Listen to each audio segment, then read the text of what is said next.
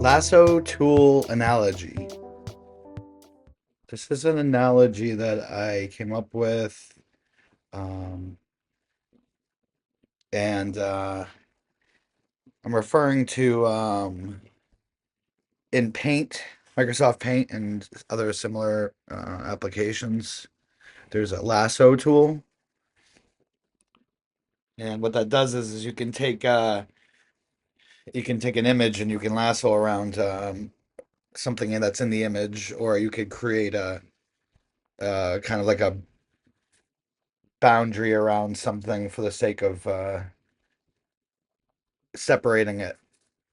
It defines it, and then you can do what you want to do with it after it's been defined.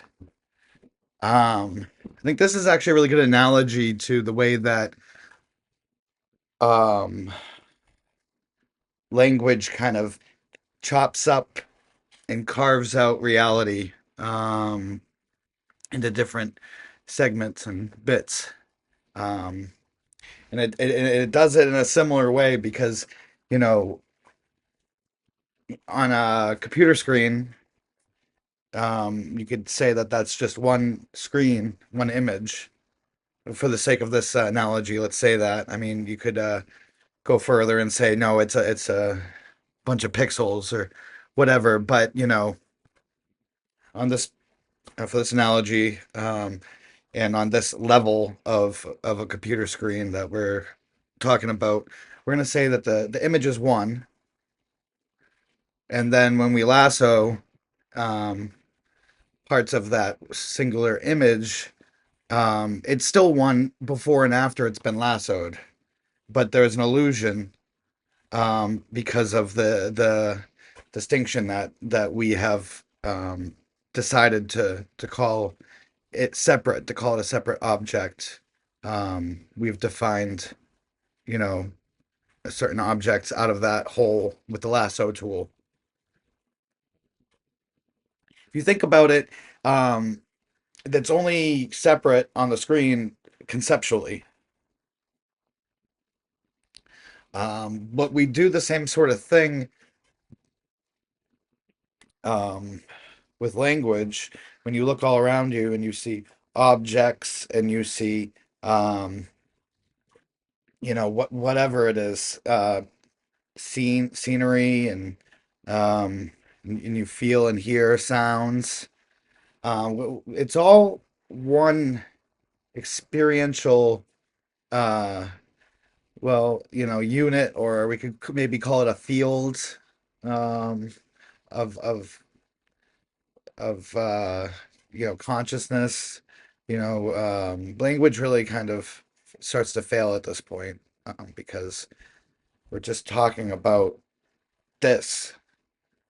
When you name it, you would negate it.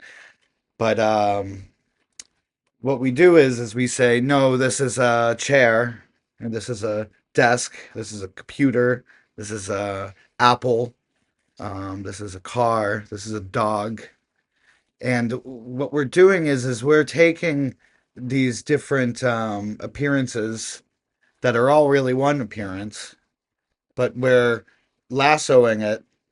And what we choose to lasso, um, the prime the primacy of which thing should be lassoed, and which is more important to lasso, and the value that we place on each thing that's been lassoed is relative to our own survival.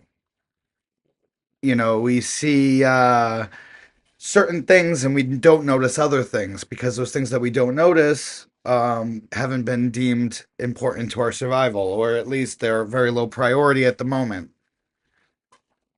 So it's interesting because it can feel very real and unquestionable because we perceive the world through this conceptual sort of matrix of different lassoed things. And However, if you are somebody else, you might lasso things differently, or there might be certain things you don't notice at all, and to you, it's like those things don't exist. You know, because to exist is to stand out against uh, something, and you know those the same things don't exist for everybody.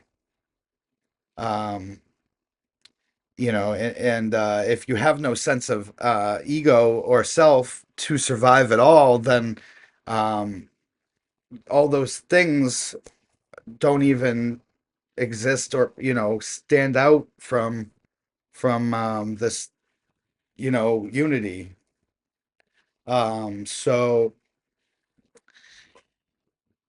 some things just quite literally don't exist for other people. And then when we talk about different species, you know, a dog is going to be much more likely to notice and you know certain things that like you know maybe a squirrel running or a ball or a certain scent that we might not notice at all, or if we did we might have a very different meaning that we project onto that object. We might perceive the objects in a different form because we might consider that object a part of some other object where the dog didn't. So yeah, it's really interesting to notice the objects and the meanings that we project onto them, um, how it relates to our identity and ourself. And by noticing this, you can become more and more conscious of um, really just like the kind of mechanism that's at work here. Um, and all of this, the whole mechanism is all itself conceptual, and you know, if you didn't lasso yourself first, so to speak, at least conceptually, you know, your self image as a mental lasso, a mental construct that you've lassoed, then there would be no reason to lasso all the other objects because you're like you're the you're like the singularity that all other objects fractal off of. So, yeah, it's just interesting. I think the analogy is actually pretty accurate. Um, and even yeah, I mean like even how far or close something is, you know, that's it's all lassoed and those values are projected onto it. How big or small it is. It's all relative to yourself. And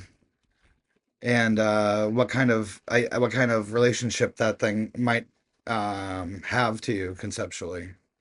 You know, something could be you know, far away and perceived as like a threat. Um,